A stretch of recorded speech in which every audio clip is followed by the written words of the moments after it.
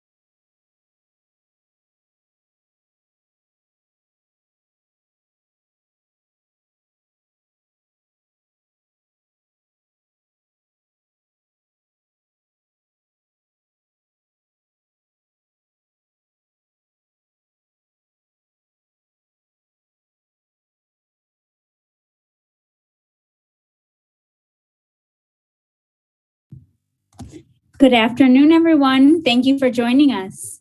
On today's briefing, we'll hear from Milwaukee County Executive David Crowley, Mayor Tom Barrett, Dr. Ben Weston, Associate Professor with the Medical College of Wisconsin and Director of Medical Services for the Office of Emergency Management, and Marlena Jackson, Interim Commissioner with the Milwaukee Health Department. County Executive Crowley, we'll start with you today. Thank you so much, Catherine. So today I'd like to begin acknowledging that the United States has now surpassed 500,000 COVID deaths here throughout the country. And this weighs heavily, not only just myself, but I believe our whole nation. So my thoughts and prayers go out to everyone who has lost someone because of this virus. The COVID-19 death toll puts this disease among the leading causes of death right here in the United States. And in order for us to stop this virus from taking more lives, we must remain focused on getting more vaccines in people's arms. And I want to share how we're helping to make that happen on a local level. So this week, our Milwaukee County Office of Emergency Management moved this vaccination site to the Kosciuszko Community Center, which is located on the Milwaukee's south side. And to be clear, this is not a site where the public can make their own appointments. And like other sites, this is not a walk-up site. And so in the spirit of equity, Milwaukee County is taking an intentional approach to vaccinate our neighbors from some of the most underserved communities throughout our county.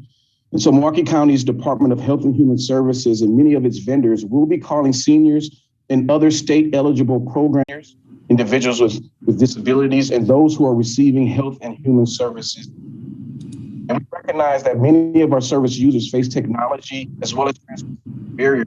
And we hope our process will help break down these access barriers. Everyone vaccinated and eligible.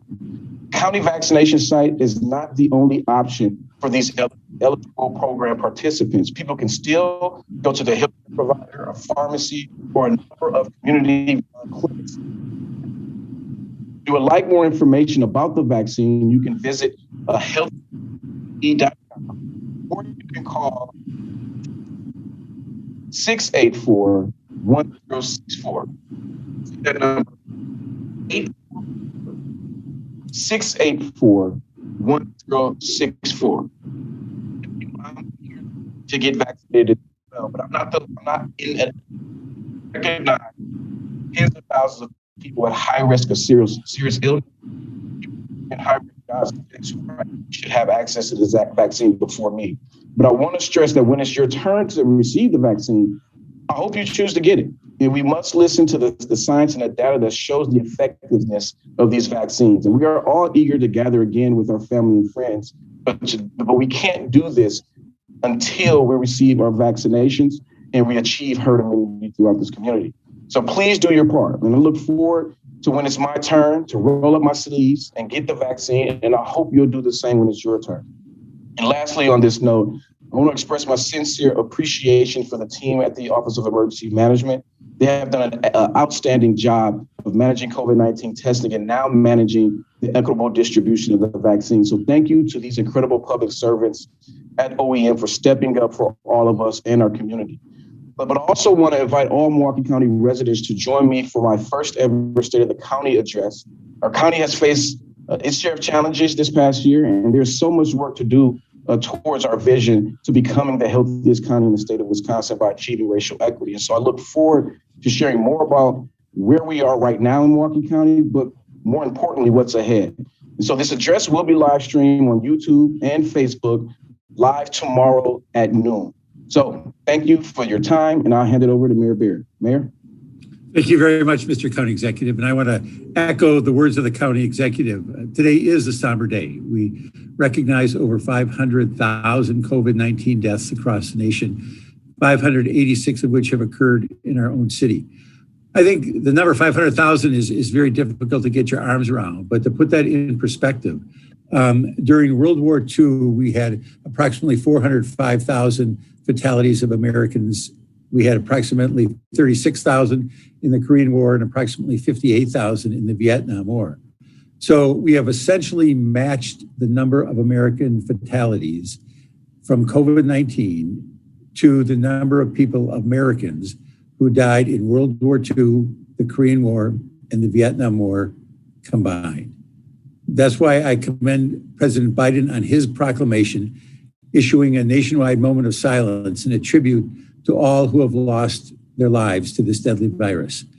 The American flag at City Hall will be flown at half-staff until Friday at sunset in accordance with this proclamation. We're doing that because we honor the lives of the parents, the spouses, the children, the friends, and loved ones that we've lost. We will always remember them in our hearts because that's how we want to remember them. I am proud of this city for coming together through the hardships and challenges of the pandemic. We continue to fight with science through testing, treatment, vaccinations, and preventative measures like wearing masks and physical distancing. As a city and as a nation, we are tired and we are grieving, but we must have hope. An end is near. To reach that end, it's going to be very, very important for us to continue our vaccination efforts. It's essential that we increase our efforts to reach underserved groups. Vaccination rates for African Americans and Hispanics are unacceptably low. The Milwaukee Health Department is going to address this issue, and it plans to start mobile vaccination efforts next week on Friday. We've been in communication with the state, with the Department of Health and Human Services at the state, with the governor's office, and initially we'll be working with the Wisconsin National Guard. We plan to have 2 mobile vaccination teams here late next week, and we will ask for even more. We are working through the details on where these sites will start and how people will sign up. It's likely there will be a combination of pre-registration and on-site sign-up at the mobile locations. Again, we've received very, very good cooperation from the state on this, from local churches and from locations willing to host these mobile vaccination teams. To remind everyone, the supply of vaccine has limited our ability to expand mobile vaccination efforts. That is going to change. Again, working with the state, we believe we'll be able to expand our mobile sites beginning next week, and we'll add on after that in subsequent weeks. The good news, again, is we are starting to see some increases in the available vaccine supply. We are also making progress in coordinating with the Federal Emergency Management Agency. And I want to commend Interim Commissioner Jackson for all the work she's done there, along with Dr. Tamaro and Dr. Parity, who have really, really worked with FEMA to try to get this partnership off the ground as well. The bottom line is that FEMA is ready to support and not duplicate the work the Milwaukee Health Department is doing to get people vaccinated. So we'll have more information there. We hope to have more information by Thursday on the education component of this. Again, we're working very, very closely with the state. The state has made it clear that it wants to begin vaccinating teachers on March 1st. So we're working very, very closely with them on that. The commissioner might have something to say on that. Otherwise, we'll have a lot more to say Tuesday. Finally, an update on our COVID-19 community testing numbers. As of Monday, February 22nd, we had 451 people tested at the ballpark. We had 99 people tested at the Northwest Health Center, 84 at the Southside Health Center. That's 634. If you've been watching these briefings, know that is considerably lower than we've had in the past. And so you'll see some changes at those sites because of the drop in demand. They can be changed very, very quickly if the demand increases.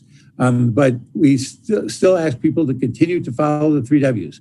Wear a mask, wash your hands, and watch your distance. If you are feeling ill or think you may have been exposed to someone who has tested positive for COVID-19, do not hesitate to seek out free community testing. Commissioner Jackson will provide more of an update on our testing efforts in several moments. So with that, I'm going to turn it over to Dr. Weston. Dr. Weston? All right, thank you, Mr. Mayor. Good afternoon. First to our numbers, we have had 97,372 confirmed cases of COVID-19 in our community and 1,055 individuals who've died in Milwaukee County. Nationally, we saw the country surpass 500,000 COVID-related deaths, a number that, though we recently anticipated based on the trends, is nonetheless staggering in its impact. It's 500,000 people that will not be able to see the coming months when vaccine spreads widely, and 500,000 people that will not get to enjoy the return that we all wait for of a more normal way of life. I do think it's a hard number to wrap your head around. It's more than half the population of our county that have died, that equivalent. And to be sure, many had comorbidities. Many were older, many were unhealthy, but they were alive and they were living with their conditions, often living a full life. But because of COVID, because of this pandemic, now they are not. Shifting to our local numbers, we continue to see encouraging trends with decreasing cases, hospitalizations, and deaths. And the percent of tests coming back positive is lower than it has been at any other point in the pandemic. And so certainly this should provide us with cautious optimism. We've seen in some European countries that the numbers that they see, that we see, these trends are reflecting a combination of two different trends. Certainly a promising downtrend in the majority of cases that are from the original variant. But at the same time, there's a precipitously rising trend in the background of the new B117 or UK variant. Right now, we barely notice the increase in B117 cases as they're rare. But in time, likely in the next 1 to 2 months, we certainly may see a much more significant impact as it becomes the more dominant strain in our community, in our state, and in our country. The best way for us to address this is simply to continue our precautions for now of masking and distancing, as well as vaccinating those most vulnerable as fast as we possibly can. And on that vaccination front, we're certainly excited to expand our Milwaukee County Office of Emergency Management vaccination operations. We've been operating near the airport for the last few weeks. We've been vaccinating hundreds of state-eligible county workers, EMS providers, and law enforcement personnel each week. Yesterday, we officially moved operations to the Kosciuszko Community Center on the south side in order to expand our operations, as well as to move closer to the center of the county to provide better access to our populations most in need. While we'll certainly continue to vaccinate state-eligible county workers, EMS providers, and law enforcement, we will be expanding this week to also provide vaccine to the vulnerable, older adult population who already receives services from the county. We aim to vaccinate hundreds per week, and with adequate supply, hope to expand significantly higher than that in the near future. We've seen inequities in the vaccine distribution in our community, as well as the rest of the state and the country. And this work at the Kazi Community Center is an example of the targeted outreach that we as a county are doing to address and overcome these disparities. And this is just the beginning. We're working with the health systems and with our health departments to provide information and tools and models to better understand disparities and target vaccination efforts to address these inequities.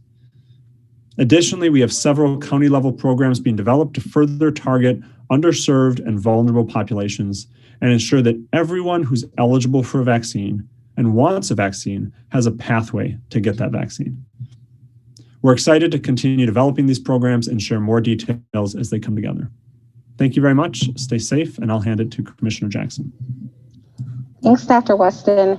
So I want to start by just going over our vaccination numbers for the City of Milwaukee Health Department at the Wisconsin Center. So this week, we plan on vaccinating 4,460 individuals for both first and second doses of their vaccine. Starting next week, we have requested to the state a total of 10,000 total doses, and that would be around 7,500 first doses and around 2,500 second doses. So that large increase of vaccine, we are hoping to really address our education and 1B group that will be eligible March 1st. We continue to have both Pfizer and Moderna here at the Wisconsin Center that we are using to vaccinate our populations currently. So many of you have heard, as of March 1st, there is a new group that is eligible for vaccines. That group is considered Group 1B, and the eligible individuals in that group include education and childcare, individuals enrolled in Medicare, Medicaid, and long-term care programs, as well as some facing public essential workers, some non-essential frontline essential healthcare personnel, as well as facility and residents in facility staff and residents in congregate living. So we know that that is an extremely large group of individuals that are now eligible as of March 1st, but want to be clear that the Milwaukee Health Department is going to be focused on teachers as our education as our first group. So that would, so what I want to remind everyone when we talk about vaccines is that we know that it is going to take months to get through our vaccinations. We started this work a little over 6-8 weeks ago, and we are continuing to do more and more vaccinations every week. And then we anticipate we will continue to do more into April, May, and June. So know that as we move into these larger groups, if the first week of March is not your turn to get a vaccine or you're not able to get in, know that as a health department, we are moving through our groups. There will be more vaccine and we will get you in. Also want to just be clear too, to remind individuals, when we talk about where the identified eligible groups come from, there were really two aims in being very purposeful of identifying those groups. The first aim really was to address mortality and morbidity, meaning making sure that individuals who were dying or sickest, namely our 65 plus individuals, were vaccinated first, which is why the state worked with the pharmacies to really address the nursing homes as far as getting their vaccine. And then secondly is really to address the basic functions of society, meaning our safety and security, our healthcare personnel. And now as we move into our teachers and our essential functions. So there's really two avenues that are going on at the same time to make sure we're addressing both issues as vaccine becomes available. So in addition to that, again, we are working here in the health department and do plan on March 1st opening up to teachers, and we will have teachers in education. We will have more information about that on Thursday, what that enrollment looks like. It will be very similar to our current process as it relates to logging on to the Milwaukee Health Department COVID Vax website to register and schedule. And so we're just working on finalizing those plans.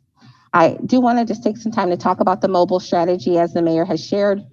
We are working in collaboration with our National Guard sites to implement our mobile vaccination clinics across the city. We will start next Friday, the 5th, and we will be working with just a few churches to start off. So really a soft launch on March 5th.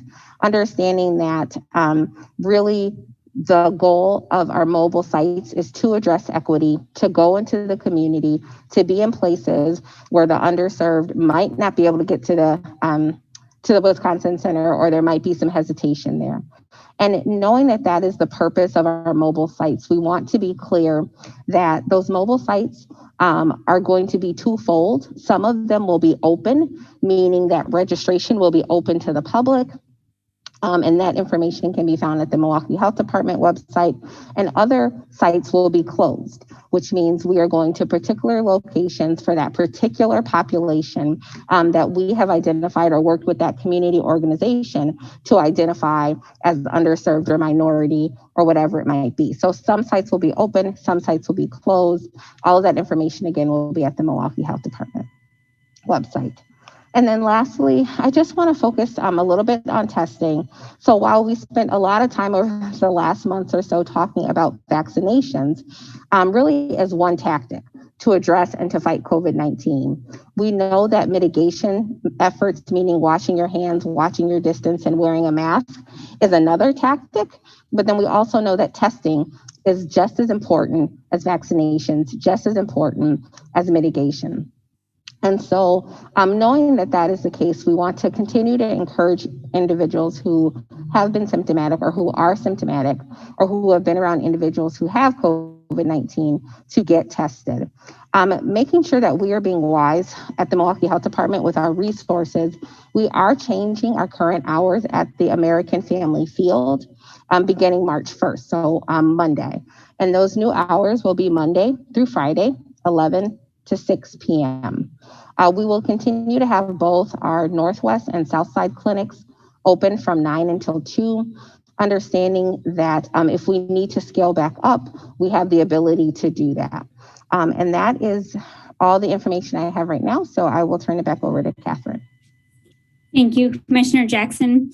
At the beginning of today's call, we were having some challenges with audio, so I'm actually going to circle back to County Executive Crowley to share updates about the Milwaukee County vaccination site. Well, thank you again. But just so folks understand, we've moved the Kosciuszko, the vaccination site from near the airport to the Kosciuszko Center. And our Department of Health and Human Services will be working with community partners to identify those who are currently eligible in groups 1A and 1B that receive county services. We'll be reaching out to those vulnerable residents to make sure that they get access to this vaccine, because we want to make sure there's an equitable distribution. And so if you don't have transportation, when we contact you, we will talk to you about that and make sure that we can provide that transportation.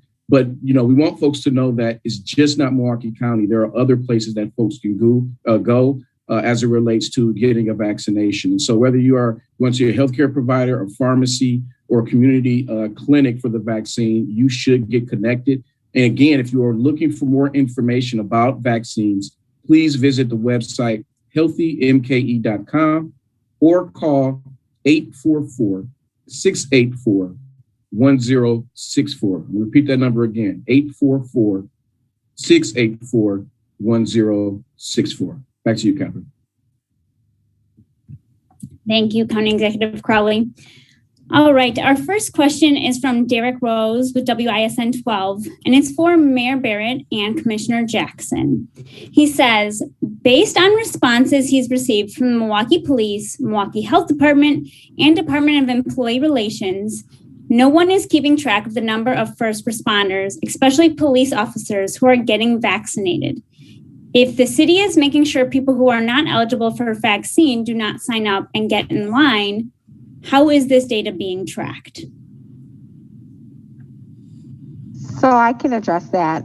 So what we are using, once you log on to the Milwaukee.gov COVID Vax website, there's a screening process, and that screening process yields you to be ineligible or eligible based off of the ways you answer your questions. And so, and we have worked with our system to make sure that those that are eligible, again, end up into a schedule.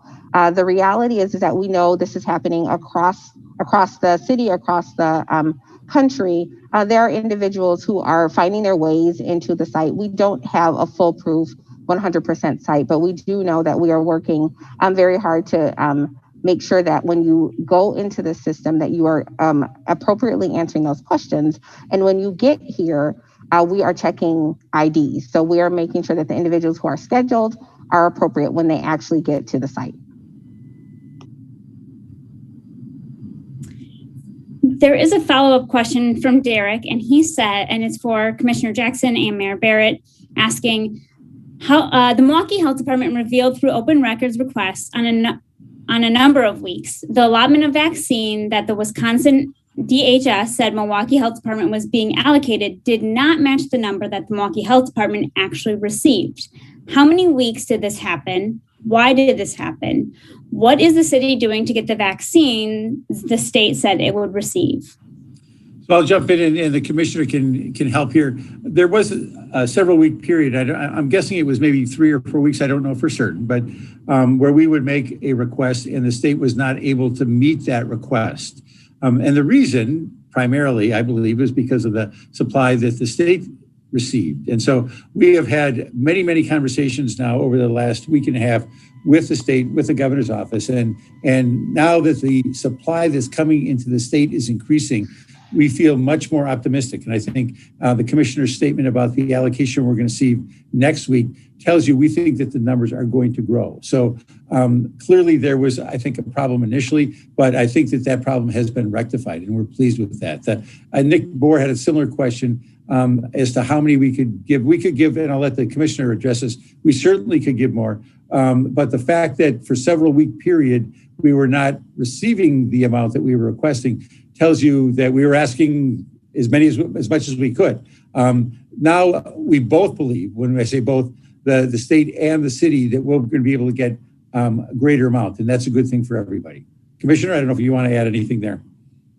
No, I would just add that at the Wisconsin Center, we could, at our peak, do anywhere from 12 to 14,000 per week here. Thank you both. And thank you for tackling that other question as well. So the next one is from Sharon Bajenda with CBS 58, and it's for Dr. Weston. She asks, some women have been told getting the COVID vaccine could affect their mammogram results due to a side effect having to do with swollen lymph nodes. Do you know about this, and what is your advice? Should women get their mammograms done before, a few weeks after the vaccine? Any updates on the Israel study that points that the Pfizer vaccine's efficacy is reducing spread?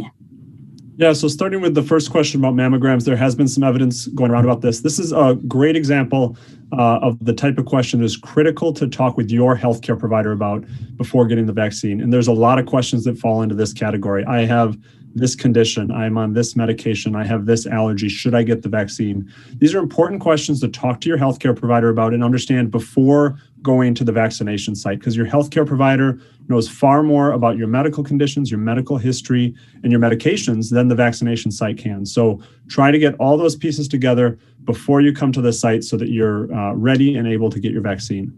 To the second question about the Israeli study, I think this is hopefully the first of many studies we're going to start seeing on this. And it's really, frankly, exciting to see this evidence coming forward. What the study showed is that people who are vaccinated have lower viral loads, even when exposed to the virus, than people who aren't vaccinated. And so what that translates to is that they're less likely to spread the virus. And this is really what we need to start getting back to life as normal, to start getting away from the physical distancing for those who've been vaccinated. We need more evidence. We need more studies with larger samples to really get the data. But this is one of the first studies that's come out, and it's really promising information. All right, our next several questions are from Allison Durr with the Milwaukee Journal-Sentinel. I'll start with the first one, which is directed towards Milwaukee County Executive Crowley or Dr. Weston. And she's asking, how many total people receiving county services do you anticipate being eligible to receive the vaccine at the county site?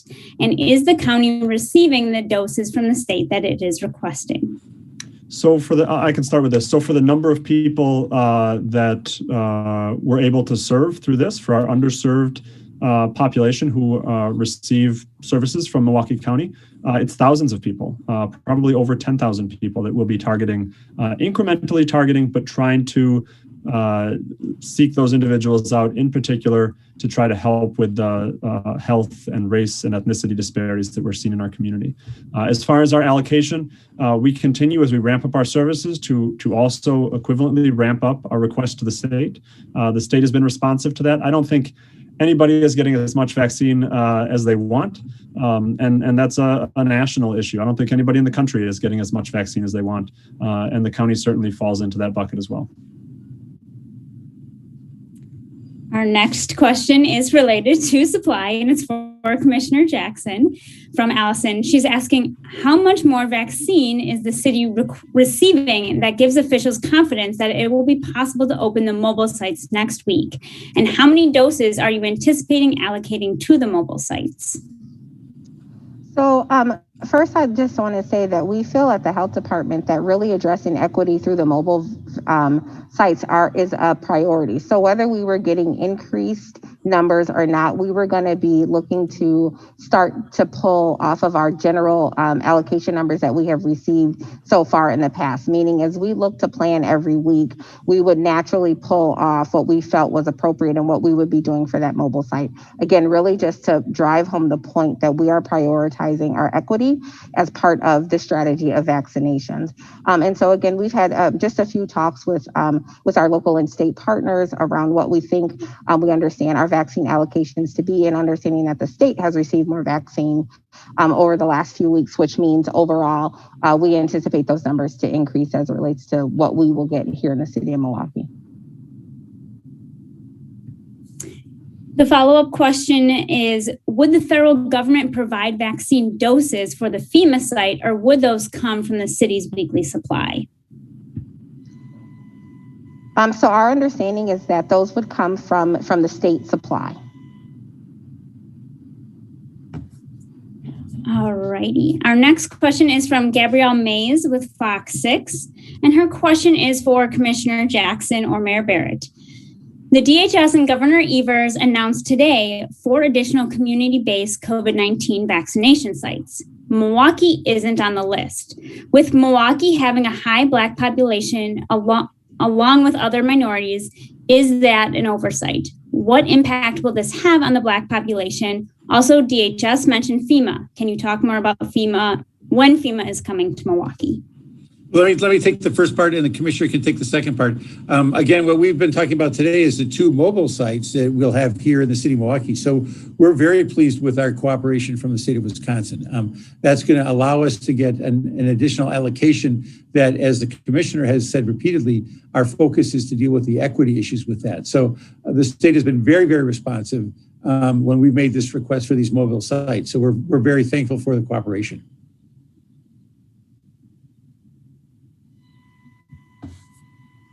All righty. The next question is from Sari Lesk with Milwaukee Business Journal. It's for Dr. Weston and or Commissioner Jackson. When do you expect Milwaukee and or Wisconsin will reach herd immunity? What is your definition of herd immunity percentage-wise? I can start on this. So I think, it's hard to predict. I think our hope is that the vaccine supply that we're seeing right now, our hope and our expectation is that the supply we see right now will ramp up and ramp up considerably. And if it does, I think obviously we can reach herd immunity faster than at the rate we're going right now. So it's hard to predict. I would hope that, by sometime in summer, we get close to herd immunity. As far as a definition of herd immunity, we're probably talking around 80% of the population, certainly 80% of the adult population, to get close to that level where it's just so difficult for the virus to spread that we really bottom out the number of cases.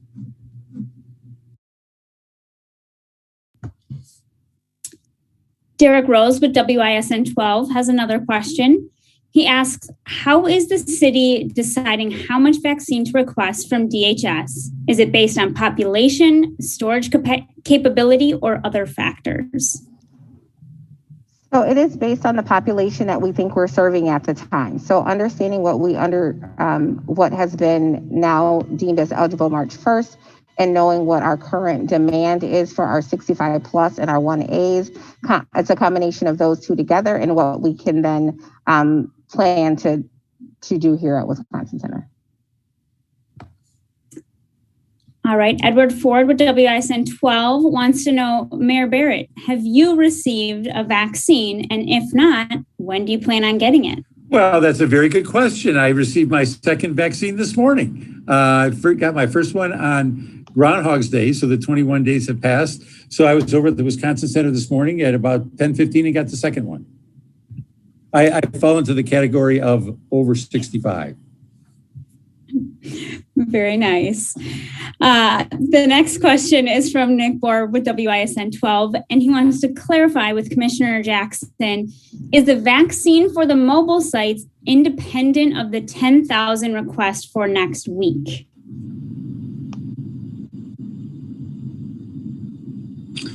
You're on mute, Commissioner, but I answer that question. The vaccines that we'll get for the mobile sites is independent of the allocation we receive next week. That's my understanding, yes. And I think it'll probably be between 200 and 250 per site. So that's those 2 additional sites next week. And then we plan on asking for probably another 2 to 4 additional sites next week. So we're going to ramp that up even more next week. So again, now that we've got this rhythm with the state, we think we're going to be able to do even more. All right, I'm getting the nod as well from Commissioner Jackson. The next question is from Sari Lesk with the Milwaukee Business Journal. And I believe it's a clarifying question for Dr. Weston. She's asking, is 80% about being vaccinated or also people who have been infected?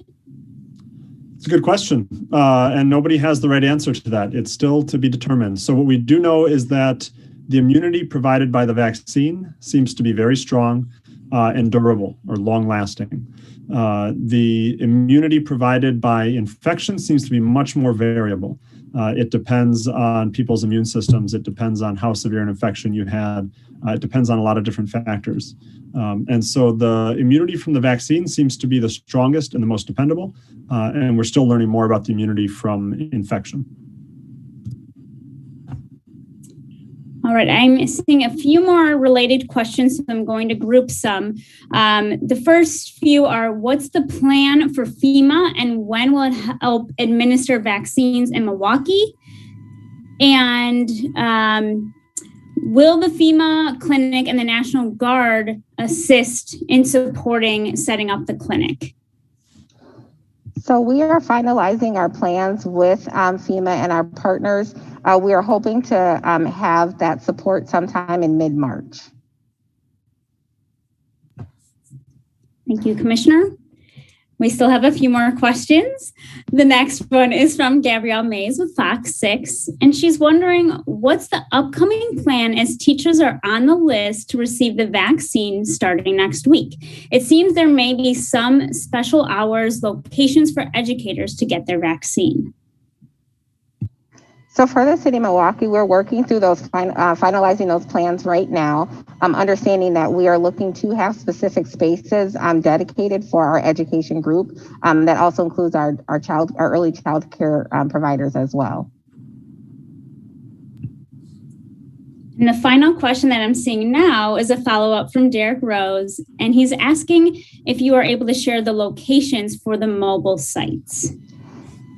So I will be happy to share those next week. We wanted to just make sure that we have those spaces confirmed and those populations identified. So happy to share that next week.